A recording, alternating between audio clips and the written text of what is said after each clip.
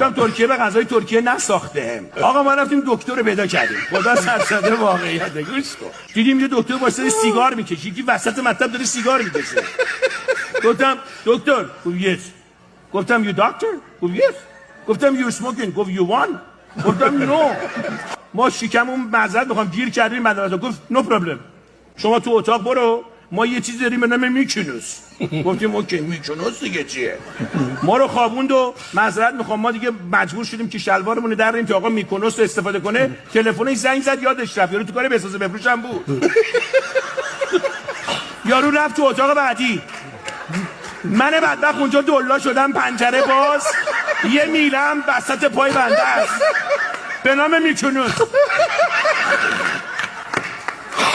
به جان مادرم یکی اشتباهی من کتشو آویزون کرد.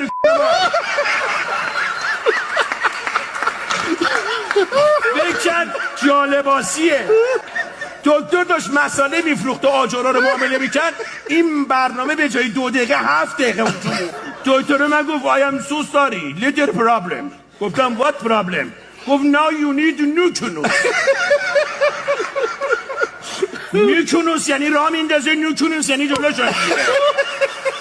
ما 15 روزی که ترکیه بودیم ماندی میکنوس، توزدی میکنوس.